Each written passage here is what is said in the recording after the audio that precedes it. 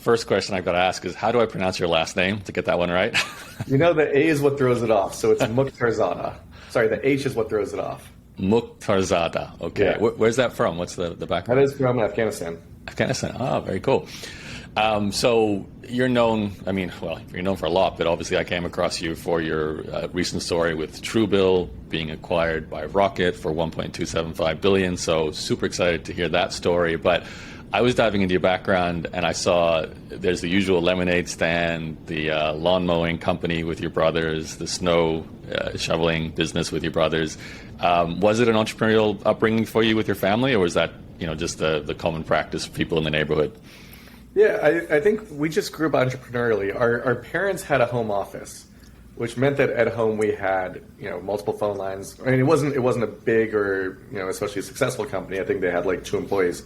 But, we had computers, we had a fax machine, we had a photocopy machine. And, I never saw my parents going out and getting a job or having a boss. They had, just started their own business. And so that's sort of what I knew.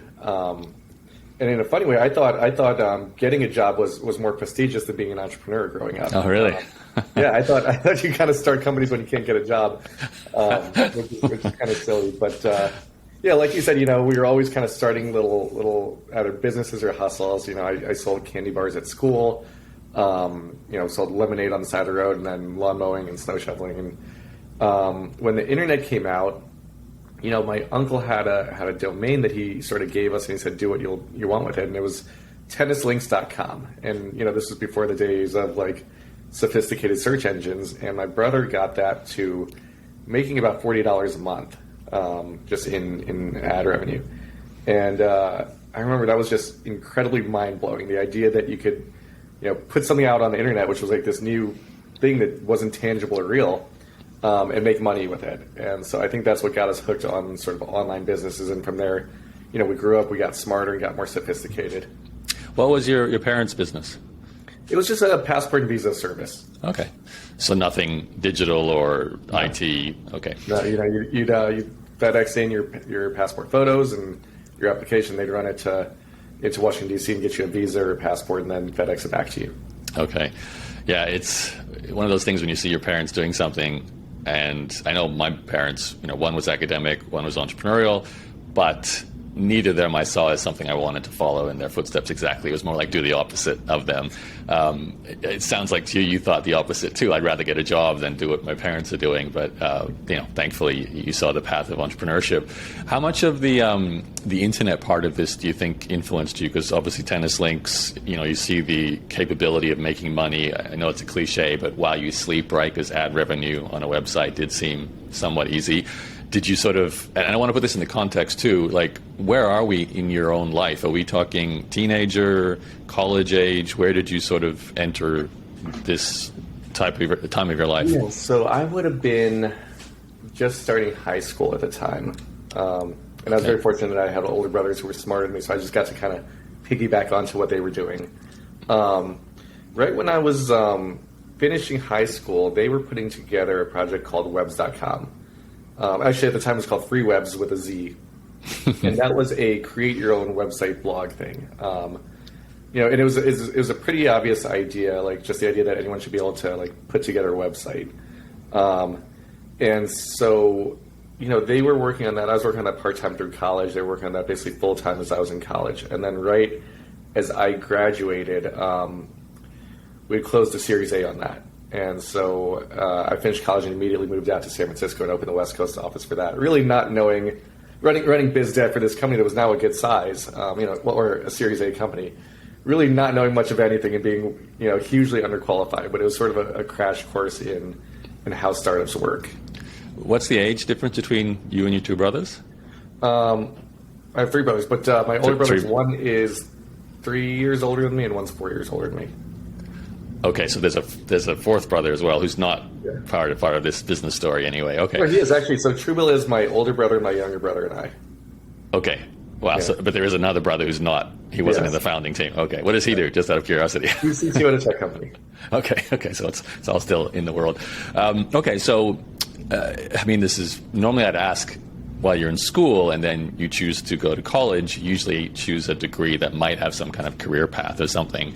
It sounds like because of your brothers just leading the way with webs.com, which I have to ask you how you got that domain name as well, but that they made it obvious that, okay, this is what I'm going to do after graduating? Or was there a time when you ever thought, no, I'm going to be a doctor, I'm going to be a dentist, I'm going to be a lawyer or something? I was aiming to be a lawyer. Okay. So, or work in the government because, like I said, it was getting started right when I was starting college. For the first 2-3 years, it wasn't really making money. I mean, at that point in time, the business was, a server in my brother's closet. And, an hour or two a day, I do customer support and stuff on it. But I remember it started making $1,000. I said when it makes $1,000 total, that's when I would sort of start paying attention because they were always trying to push me into it. Uh-huh. And when it made its first $1,000, that's when I was like, oh, this is kind of real. But even then, I didn't think it was the path to success or wealth. I thought it was this cool thing that could, who knows, maybe even subsidize law school or something. Right. And then, as I, towards the end of college was when it was sort of becoming apparent that, it had the potential to be something big. But we didn't really know about venture capital or any of the things that us in the startup ecosystem sort of take for granted or sort of learn on day one. And so there's definitely a crash course in that. Why is that? Were you not around entrepreneurs at the time, or what? And what is there? Growing up in Maryland, there's not a big VC scene there. Back then, today it's not uncommon to start a company, anywhere in America and have VCs either on the West Coast or anywhere else invest. But back then, the VCs who were investing in tech were all heavily concentrated on Sand Hill Road in Silicon Valley, and that's where they wanted to invest. Okay, that makes sense. Yeah. With webs.com, I'm obviously thinking today, we've got Squarespace, we've got Wix, we've got some very large companies that do, website building tools. What was the time period that you guys launched webs.com? Launched right at the same time as Squarespace. Oh, really? Okay. Yeah. So, what was the chronology of this business? You guys started, you get to that $1,000 point. So we started, I want to say it was started 2001, 2001. Okay, so just after the dot-com bubble. Right in the midst of the dot-com bubble. Okay. Yeah, so 2001, right in the midst of the dot-com bubble. Series A was 2006, and then it was acquired right at the end of 2011. So it was exactly 10 years. Okay, so it's a full-on proper startup journey. And I'd love to spend a little bit of time on it because it sounds like it was a success for you guys.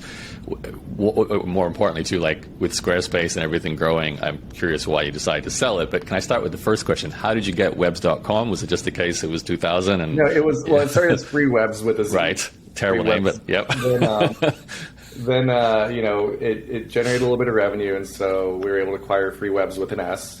Then getting better. More revenue, and then we were able to acquire webs.com. Okay, so you actually had to acquire it. It wasn't a $9 domain available somewhere there. No. Okay. All right. So my audience loves hearing that. How did you get your first customer, and then how did you get to your 6 figures, 7 figures? In summary, what was the marketing kind of growth journey of that business? Because it is somewhat generic, standardized. Web building tools. There's WordPress. There's nowadays Squarespace and so on. So what was it like for you guys? I certainly wouldn't start it now. Right. But back then, I think it was two things. One, there was, GeoCities was around, but GeoCities sites just looked schlocky, right? And I had one.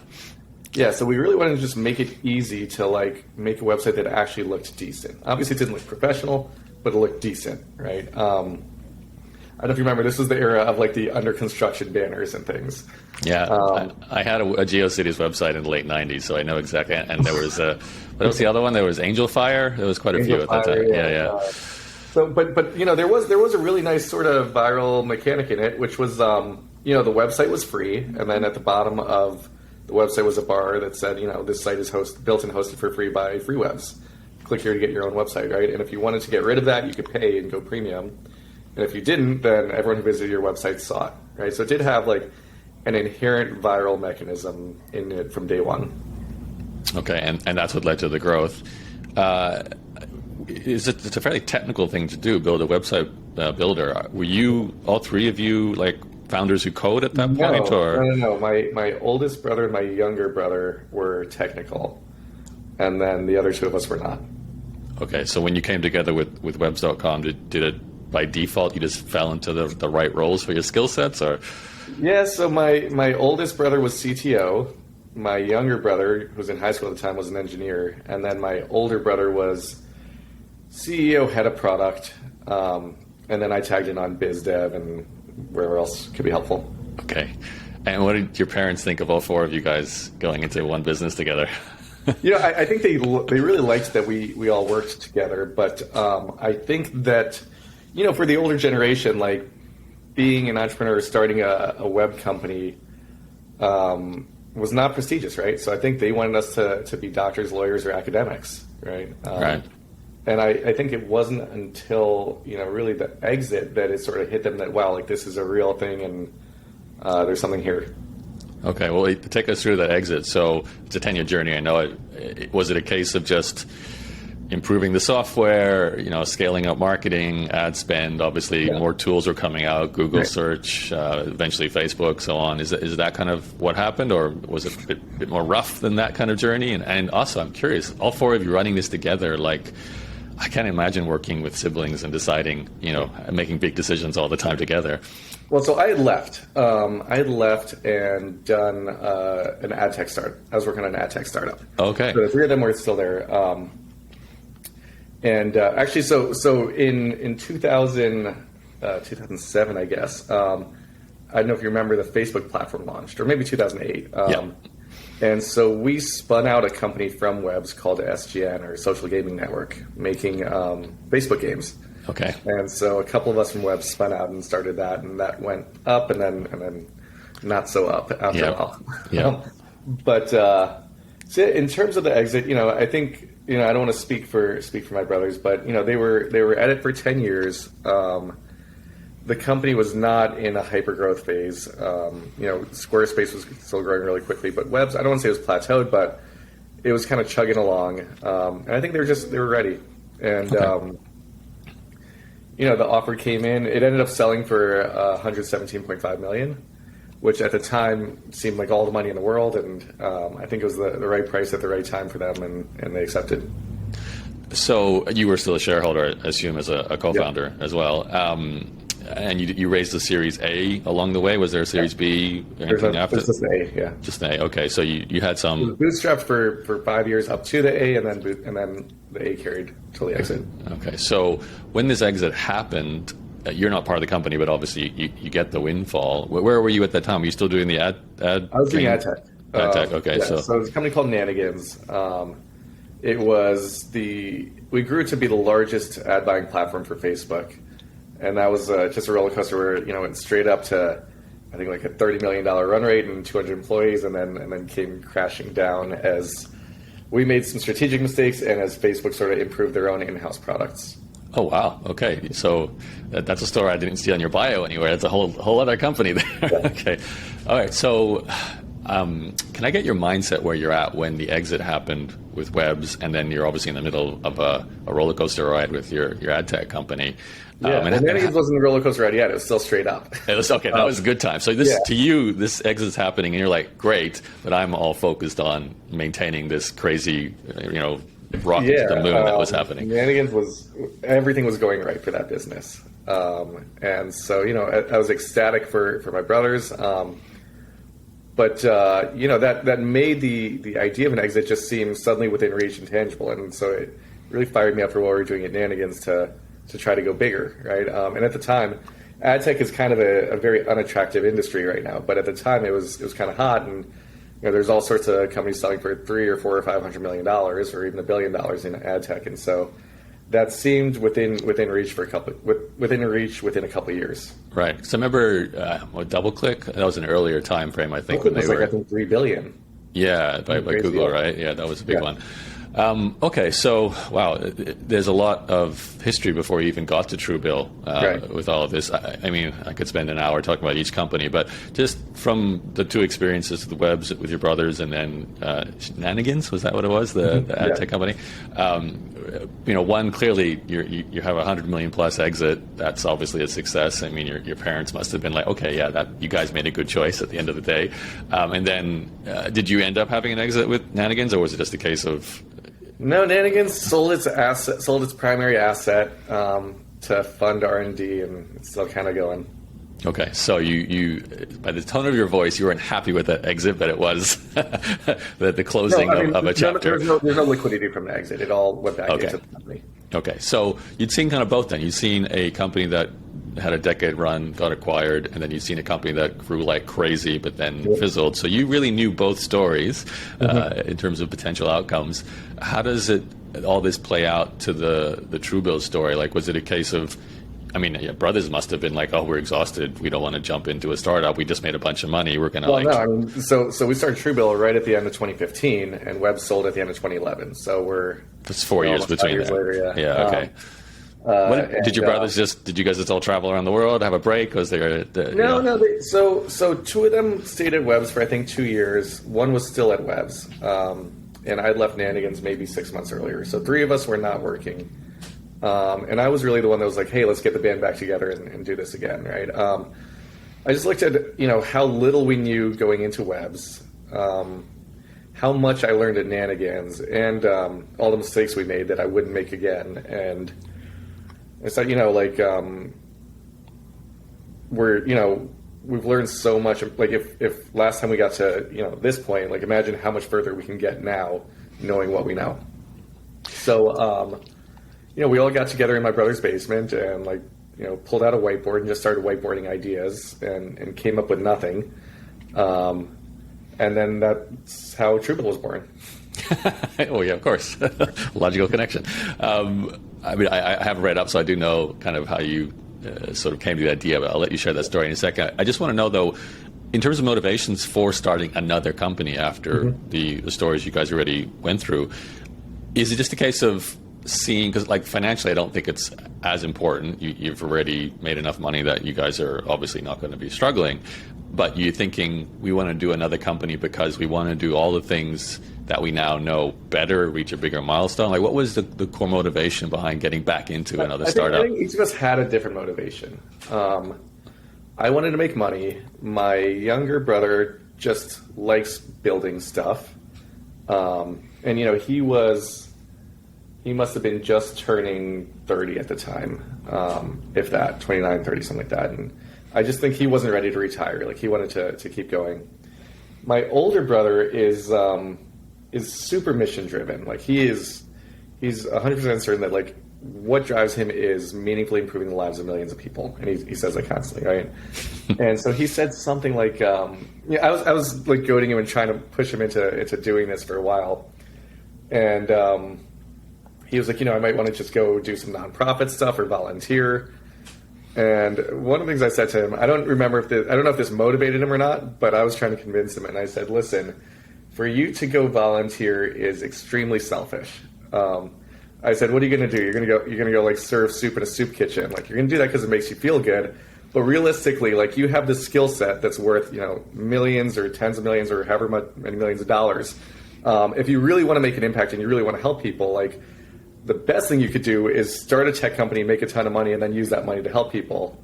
So if you do less than that, if you go, serve soup, you're doing that for you. You're not doing that for others. Right. Is, as I said, it's a very manipulative thing to say. You're really pulling the heartstrings for him there. Yeah.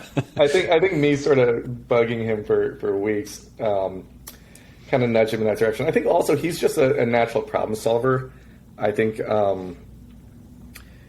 he sees inefficiencies, wants to fix them, and he's just the type to build stuff, and it's his nature. And the combination of all those things sort of became too much to walk away from. And you? What was your motivation? I wanted to build a big, successful company. Okay, so you were feeling not satisfied from the previous two. You were still hungry for more. And Webs, I wasn't there for the exit. Nanigans kind of came crashing down, And so, I was in my early 30s, and so, I'm still a worker. Yeah. Bigger and better. So next mountain. Okay, so I just don't think I'm the type to sit on a beach. Like, yeah. I've done that for periods of time, and it's a funny thing waking up like on a beach and saying, you know what, I feel like not awesome, and then you have to dig into like, why do I not feel awesome, and when do I feel the best, right? And I realized that for me, like, I'm at my happiest when I have a tangible, measurable goal, and I'm making progress towards it. Makes sense. I'm very similar. Okay, so you didn't come up with an idea with the whiteboarding session, and I believe this was somewhere. There's always a cliche story in a basement, but I don't think you guys had to be in a basement. That's just where you chose to do this. Where did the idea or the germ of the original idea for Truebill come from? Right. So after a couple days staring at this whiteboard with a bunch of dreadfully bad ideas on it, I said, look, we're not going to be able to just think up this $1 billion idea out of thin air. Like, none of us have been creative for a while now. Like, we need to start creating, and then from that, we'll get into creative mindset, and that's when we'll figure out what to do. So I said, instead of trying to think up big companies, we just need to think up small pain points that we could maybe fix or make things that someone out there might want. And so I launched a subscription box company, but a subscription box. And actually started doing really well. I think month one we had 14 subscribers. Month two we had 75. Month three we had 150. So it's going really well. Well, what was the product? The product was called Homebox, and it's for expats. Basically, every month you get a box of foods like a magazine, a soft drink from your home country to make you feel at home. Okay. Is there an Afghanistan connection here? I started with Turkey, actually. Okay.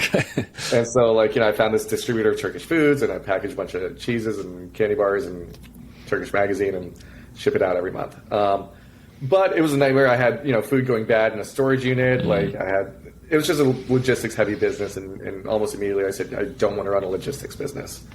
So I shut that down. And then I tried to do this shopping app thing that didn't work at all. And so shut that down immediately. And then with Truebill, it was just a natural pain point. So there's, the subscription economy was growing. More and more consumer spending was moving to subscriptions.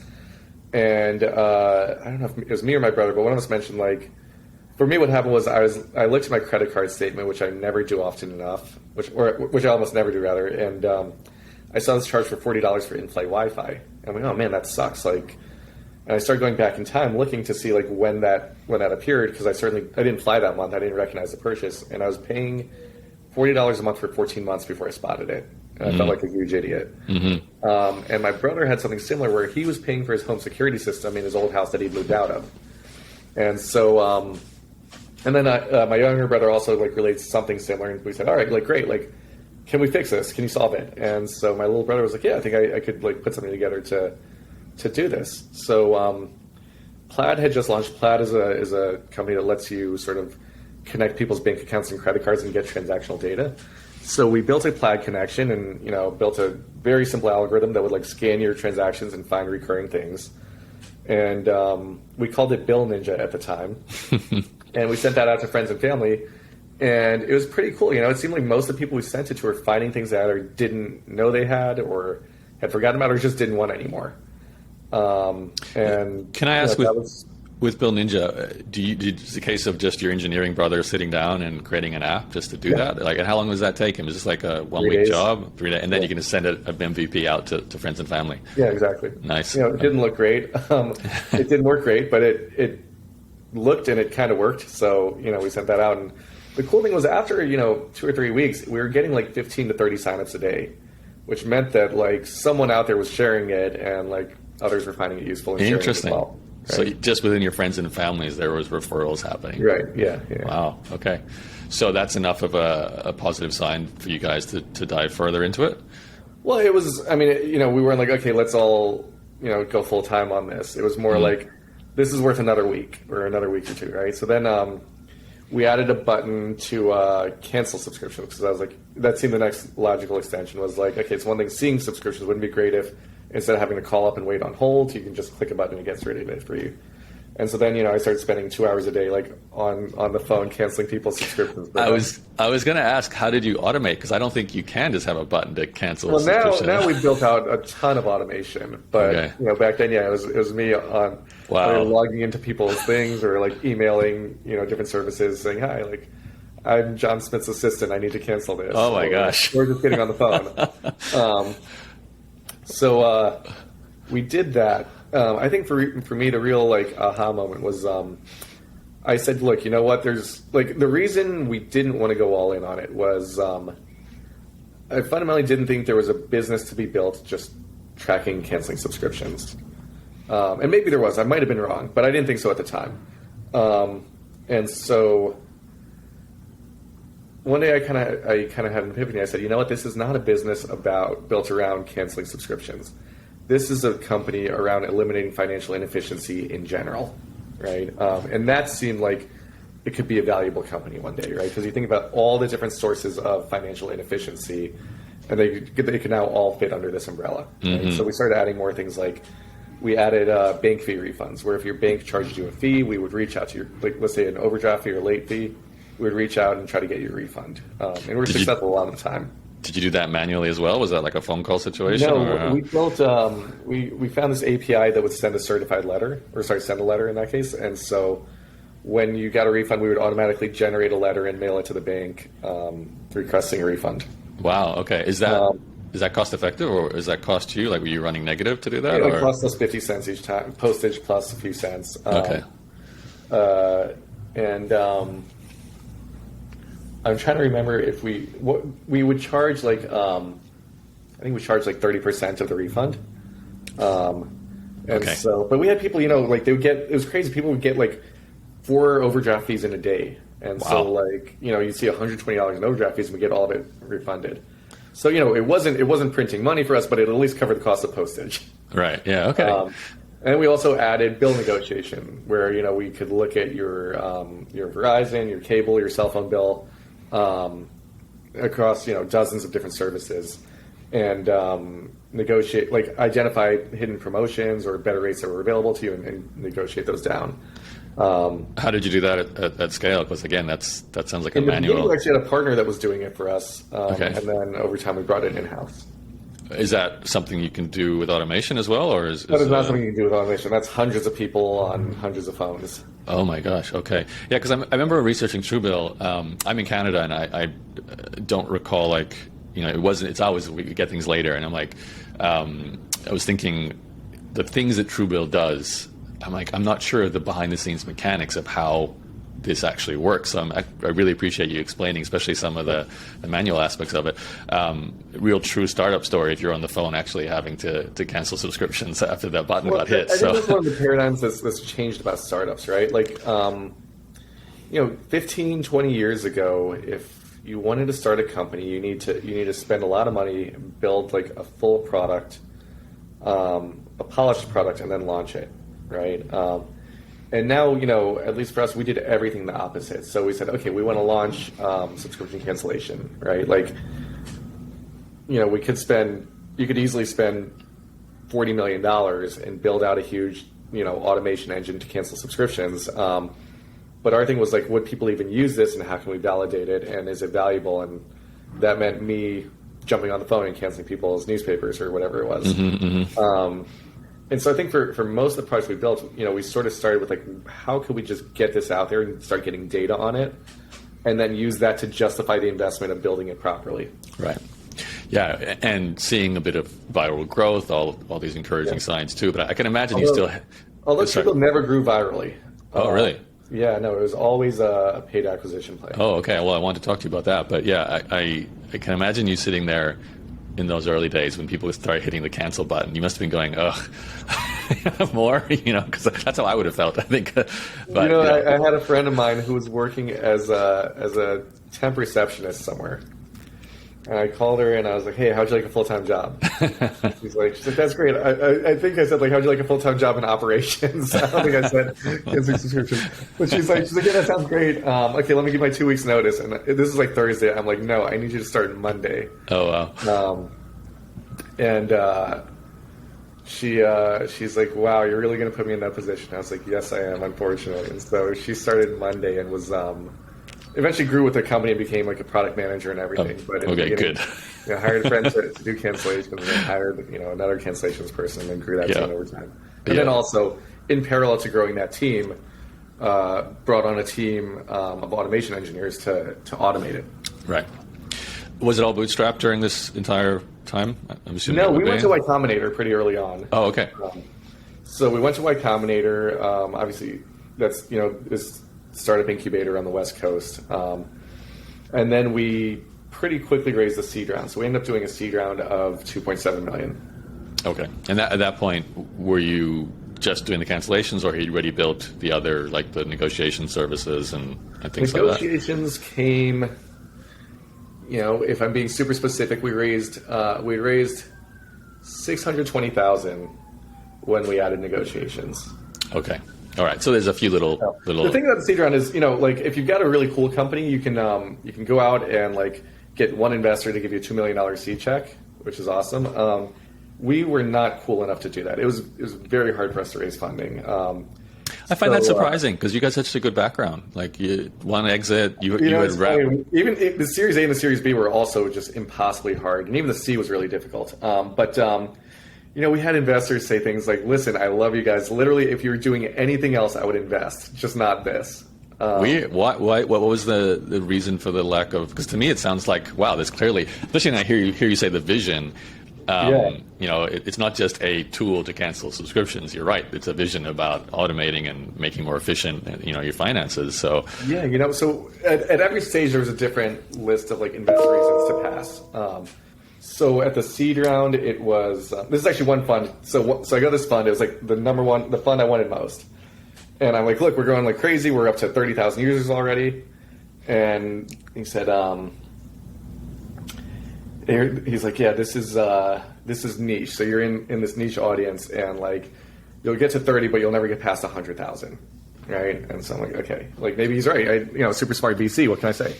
But so we blew past 100,000, and then I went back and I'm like, look, you said we cap at 100,000. We're at 250,000, and he's like, yeah, there's definitely more people that want this than I anticipate, but no one's ever going to pay for it. And so then, we went out and monetized, and, revenue was going vertical.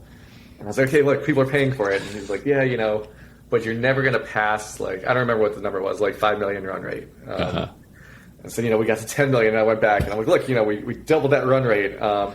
And he's like, yeah, you did. You proved me wrong every step of the way. I wish I'd invested earlier. Now it's too expensive. and so there was a lot of that. But, so our seed round was, it was 2.7 million, but, it was not like a $2 million check. It was cobbled together in checks ranging from like 10 to 50,000. And, for over a year, basically, I was going out every week and needing to raise another, 25,000 to keep the company alive for another week. Wow. And so I'd go to a meeting and, they commit 50K, and I'd be like, great, okay, that's 2 more weeks. We were burning 100K a month. So I was like, okay, that's 2 more weeks of runway. And we sort of kept the company alive like that for, I think, about the first 2 years almost. Wow. And you were the sort of the CEO fundraising role. Yeah. Okay. Take me back to the marketing. So you clearly sound like the growth was good, but it wasn't viral. So did you have to, like, is there a brother? Was not good, right? So what happened, we launched, we got a bunch of press, we got to like, 30, 40,000 users pretty quickly. And then it just flatlined, right? And so we started playing with all sorts of, all the VCs were like, this thing needs to go viral, you need viral mechanics. So we started playing with referral programs and everything else. And we never got the product to have any type of viral coefficient. And I think the reason is finances are fundamentally shameful and fundamentally private. And even though our user base is not low income, it doesn't skew towards low income. I think people just don't like to say, hey, I found this app that helps me with my money, because the inherent, I try to frame it as like, we try to push users to frame it as like, I'm really good with my money and I use this app. But, that never really succeeded. And so I think people felt like it's like saying, oh, I found this app that helps with my money is implicitly saying I'm not good with my money. Right. Or I'm having money problems. I need apps to help me. Right. So, Whereas with fitness or food, people like really, really want to share. There's just a natural drive. Like, you know, I have a running app, and if I do a good pace or long distance, I definitely share it, right? But if my bank account gets bigger, I can't share that because that's tacky. And if it's not doing well and the app helps me, I don't want to share that because it's embarrassing that I'm not doing well. Yeah, that makes sense. So for us, it was all about paid acquisition. And what happens with paid acquisition is you go out and you start buying traffic, and you spend $100 and you make back 50, right? And so that doesn't work. And then you make some tweaks to your ads, and you make some tweaks to your product, and you spend $100 and you start getting back 60, right? And then you spend $100 and you get back 70, and you keep doing this iterative cycle over months and months. And then finally one day you spend $100 and you get back $101, right? And that's when the business just blows open. Not that you would necessarily go out and spend a ton of money there. You actually want a better ratio than that. But at least you know you can market profitably. And from there, like, you know, a few more tweaks and you can scale it. It becomes a game of like, how much money can I spend on marketing, not like how much money can I afford to lose or anything else. Right. Okay. Is there a brother with like, you know, ad buying skills in there, or who? Well, that was me. I spent 5 years building an ad tech company. Okay, and you were in the trenches. All right. So was it a case of Facebook ads, Google ads, everything and above? In the beginning, it was Facebook ads, but more Instagram than Facebook, and Apple search ads. And then over time, we grew to, you know, today it's got to be 50 to 100 channels. Yeah. Okay. Was there, because I'm trying to think about the time frame, we're sort of 2015, 16, 17, 18. Let's say the product really launched at the start of 2016. 2016 was full struggle bus. I'd say late 2017 was when things started initially clicking. Okay. Was there the thought of doing maybe influencer marketing at the time? I don't know if that was common yet, but I would have thought the finance. We did affiliate, we did influencer. Okay. Because I know the finance YouTube space is quite big, so I would have thought, you know, budgeting and so forth. So there's finance YouTube, finance podcasts, all sorts of things. Yeah. The challenge was, you know, we'd find things that, you know, before Facebook was efficient, meaning when we would lose money on Facebook ads. Here and there, you'd find an influencer that worked, right? But it was difficult to find it at scale. So you find an influencer that worked, but you could only spend $100 a week with them, right? And so it's nice, but it's not moving the needle. And then you're like, okay, well, if I go out and find 100 of those, then that's great. But you know, you've got a small team, and the problem is, you know, with Facebook, you can go out and you can spend $250,000 a day, and the platform has that kind of volume, right? With influencers, you need a team of people sort of going out scouting and managing them, right? And so there's sort of, Facebook's expensive, but it has a ton of scale, but that expensiveness is cost prohibitive in some cases. And then on the influencer side, it's resource prohibitive. Is that, you know, if you're the CEO and you're a 6-person company, you don't have a team of 10 people going out to like scout out and maintain relationships with all these influencers. Right. So, and I mean, you could use an agency, but I'm guessing even then it's sort of cost prohibitive potentially for the ROI as well. You know, we tried a few influencer agencies, and, you know, they sort of ran into the same problem, which was like at really small budgets, they could find like really like specific niche influencers who would work, but then anytime they try to scale, it just stops. Yeah. It's funny because it's a great way to start a business, but it's not a great way to scale a business. Right? I think it's similar to PR, right? Right. When you're super early starting your company, PR is great. PR is what took us from like 5,000 to 30,000 users, right? Over a few weeks. But today, you know, so let's say we get an article on TechCrunch, right? That would give us, you know, call it 400 signups, right? Now, if you've got 5,000 signups, you're like, we grew 9% today. That's freaking awesome, right? Or 8% rather. But today, you know, if we're getting 25,000 signups a day and we get an extra 400, like, and I spend hours of my time pitching TechCrunch to get a hit, all right. You know, I just spent 10 hours to get 400 users. It doesn't scale. Doesn't move the needle. Yeah. Okay. So, you know, I know I'm contrarian on this, but you know, I think early stage startups, like, PR is a strategy, but it's not a long-term strategy. And this is why Google and Facebook are such large companies, right? Because at the end of the day, for a lot of companies, that is the channel for scaling and maintaining scale over time, right? So let's talk about monetization. So I know a little bit of research, you guys were sort of affiliate, like you mentioned before, you were taking a chunk from any of the chargebacks that you could kind of get refunded, or the and we had affiliate stuff. You know, we point people to get a new credit card or something like that. Yeah, and if I correct me if I'm wrong, but that was not enough. Long story short, yeah. Come close to working. It was horrible. Okay. And, you know, unfortunately, you know, you go and you meet with VCs and they say, like, no one's going to pay for this. And you, at least for me, what I should have done was said, I'm going to prove them wrong. But instead, I said, you know, they're really smart and I'm going to listen to that. And so I banged my head against the affiliate wall for a year and a half before even trying premium. You know, I assumed that no one would pay for this, and we'd build out and launch premium, and we'd get like a 1 or 2% conversion rate. And it wasn't really until we were on like death's doorstep that, you know, we tried premium out of desperation, and the conversion rate was like way higher than we thought it was going to be. And then we spent a week tuning it, and we doubled it again. And that's what sort of like saved the business from dying, and then just put us on this rocket ship straight up from there. Wow. I think, you know, over the next 4 years, we did not have a single month where we grew less than, we didn't have a single down month. And I think we had 1 month in 4 years where we grew less than 5% month over month. Wow. Yeah. I feel like the takeaway from this interview is don't listen to VCs. That seems to be a big point.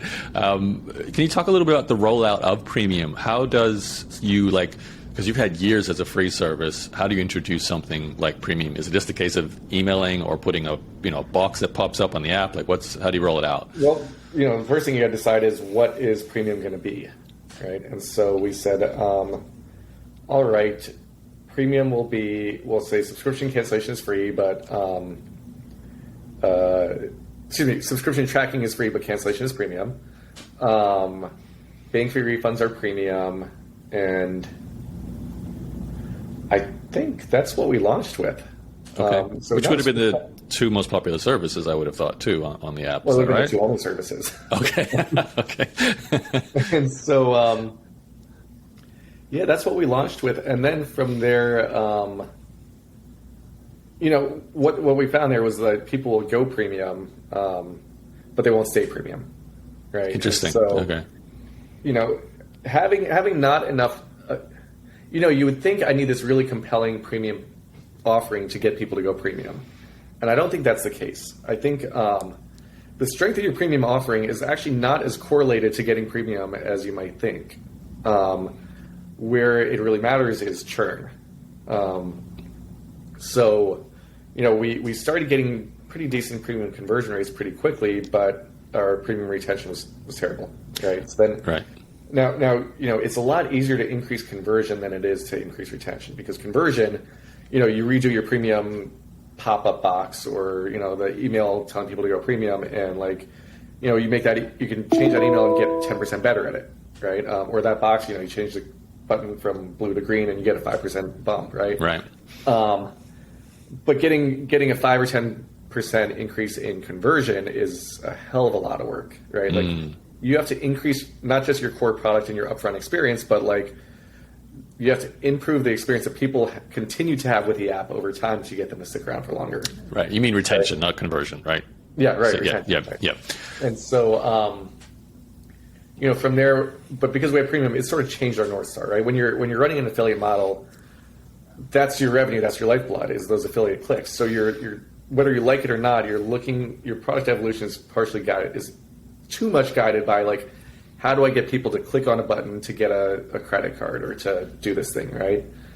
And once you've got a premium model and you're gunning for retention, your North Star is like, how do I make this product as useful as possible so people keep it, right? And that's just a better paradigm for product development. And so we started saying, okay, what can we add to the app to make the app better? And then for whatever we add to it, like, what's the free component and what's the premium component?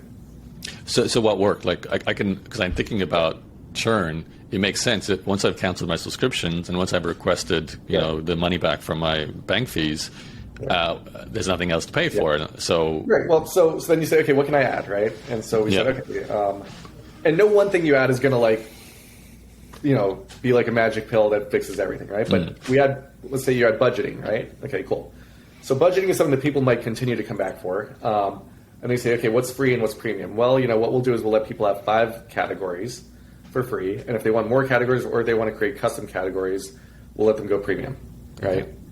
Okay. And then we added things like credit scores and credit reports. So we said, okay, like people want to track their credit score. That's something that you want to engage with over time to see how it's trending, right? So we'll make credit score free and then the full credit report premium. And so we just continued sort of adding features onto the app, and each one building in like a free and a premium component. Okay. Or as I've heard someone call that, stacking the cool. You just made it better and better and more reason to stay a member, yeah. Since we're getting closer to the end here, let's go forward to the time the recent history where you guys actually were acquired. That was at the start of this year, right? 2022, as we record this. It was right at the end of 2021. Okay. So leading up to that, tell me about where you guys were at. Were you looking to be acquired? Did you just want to keep growing it? Where were you? So we did our series B, C, and D like 6 months apart each time. So we did our B, like 6 months later we did our C, 6 months later we did our D. 12 months later we did our C, 6 months later we did our D, and then we had a term sheet for Series E 6 months after that. Wow. And so it was that unicorn marker, right? So we had a term sheet from a really, really killer fund with a valuation north of $1 billion. And that's sort of everyone, at least that was always our dream. Over the last bunch of years, you constantly have people, kick the tires about an acquisition but not pull the trigger. But those conversations always end with like, okay, well maybe, we can find a way to get involved. So if you want to do another round, let us know. Maybe we can participate, or just keep us posted before you do anything big. So we were looking at raising. I wasn't necessarily looking at selling. I thought we were going to raise. So I was at fundraising. And in the midst of that, as word got out that we were fundraising, and I let some people who we'd previously spoken to, I'd reach out and say, hey, heads up, we're going to raise a big round, $100 million. So if you wanted to do something either on the investing side or on the strategic acquisition side, like now is the time, because after that, like it's kind of off the table. And people perked up. So we were running, fundraising conversations and acquisition conversations in tandem. And, the offer came in from, we ended up selling to Rocket Companies, which is known for Rocket Mortgage. And, I think there was a few things that just really made sense about it. Specifically, there was just a ton of alignment in terms of, we had a very clear idea of the vision we were working towards, and they did not want to buy Truebill and just like absorb it into their product. Like they were on board with like continuing that roadmap towards the same mission. And that was really important to us because it didn't feel like we were giving this thing up. It felt like we were joining forces, but also getting the benefits of an exit. Okay. So if I remember right, you were doing about 100 million run rate towards that time frame when you were maybe being acquired, maybe raising the next round. We're not quite there, but we're approaching it. Yeah. Approaching. Okay. I'm assuming most of that's from premium subscribers to the app. The vast majority is from premium. Yeah. As everyone dreams about the exit, especially at a unicorn price tag, and you said that was a big part of your goals. For your brothers too, were you all on the same sort of page with let's take this exit, or was there a lot of back and forth and pros and cons? I mean, it was certainly not an easy decision. There's a lot that goes into it, right? One is, you start seeing the zeros, and it's hard to, I have a ton of respect to anyone who turns down a multi-billion-dollar offer. Like you hear about like Zuckerberg or Spiegel turning down, I don't know, 10 or 20 or 30 billion. You're like, holy crap! Like the balls on those guys. How did they do that? Right? Yes. I wouldn't have like the strength to do it. So I think that's something that once you're there, it's a unique position to be put in that not a lot of people get put in, and it really gives me a ton of respect for the guys who were able to like stare down that number and keep going. And you're coming from a place where you had a company grow really well and then turn to zero. So was there maybe a bit of fear that it could have gone sour or not? No, I mean, the business was just crushing it. Okay. And I could not see anything disrupting that. Okay. And it's continued to crush since the acquisition. I think part of it was this. It's like, okay, so, we're worth, called 1.3 billion at that point, right? You raise 100 million, that means you're going, hopefully by the end of that, you should be worth 3 billion, right? And then it's like, okay, so at $3 billion, an acquisition is not guaranteed to be off the table, but it's probably off the table. You're probably getting harder, IPO, right? And then on the IPO, like you IPO, and it's not like you get paid cash. You have stock in this company, and the funny thing about it is since the bulk of your net worth is tied to the company, and a lot of the company valuation is tied to you being CEO, you're kind of stuck there, right? And so I was more okay with that, but I think my brothers were looking at that like, okay, if we take this money, if we fundraise, we're another 2 years out from an IPO, and then you're signing up for 3 or 4 or 5 years of continuing on as CEO after the IPO, right? So you're looking at like a 7-year commitment. And running a company is freaking stressful. And it's hard and it's scary to sign up for 7 more years of very nice handcuffs, right? So I think that played into it as well. Okay, and did you guys all stay on after the acquisition? Yeah. Okay, you're all still there? Yes. Okay, well that's good. You must be going well then. With you raised quite a few rounds, so there was a lot of money to pay back to the previous investors. But when all that was, we raised $85 million. Okay, well, that's not a lot then, considering the 1.3 billion. Yeah, exactly. So you and your brothers all did extremely well, and you could go back to your elder brother who wanted to give back, and now he's got a much larger pool of money. So your original claim of not going to the soup kitchen could really, come out and was true. Did your guys' lives change at all? Like, have you done stuff with this money? I don't know what your lifestyle is. Are you the guy driving around in the sports car, or are you still, it changes a lot less than you think. Okay. Or than I expected. So my brothers live in the same houses they had before, and they're, fine houses. Here's what I've realized is, even if, let's say I gave you like, $1 billion, right? Well, if you're still working, you go to the office, you sit at the same desk. Your desk doesn't turn to gold all of a sudden, right? Well, I'm looking at your chair right now, yeah. Right? Your office, not like I bought like the chair I have is comfortable. You don't like I didn't when I picked my chair, I didn't pick it based on budget. I picked the chair I liked, right? Yeah. And so that, let's say you're at the office 9-10 hours a day, right? Doesn't matter if you have $1 billion in the bank or $100 in the bank. Those 10 hours don't change, right? You're sleeping, let's say you sleep, 7-8 hours, right? Well, like that doesn't change, right? So the amount of time per day that you're actually rich is really small, right? Like commuting, I'm in New York, it's just quicker for me to go to the office on the subway than like a black car or anything else, right? Right. So I'm still on the subway. It doesn't matter if you have $10 or $1 billion on the subway. It's the same subway ride, right? Like, yeah. I still like burritos. And like, let's say, I found this awesome $1,000 burrito and now I'm eating them. I'm eating 6 burritos, right? Yeah. So like, very little of your life changes. And I'm sure people like that aren't in that situation, like disagree with me the same way that I would, right?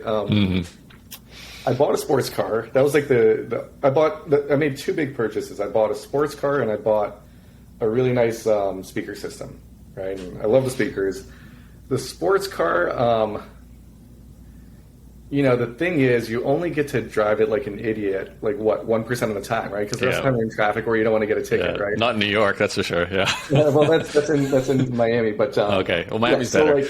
So once a month, you find like a windy road without traffic, and you get to enjoy it for like 2 minutes until you're at the end of the windy road. Right? Yeah. The rest of the time, it's actually just more bumpy than a normal car, and like less comfortable, right, and louder. Yeah.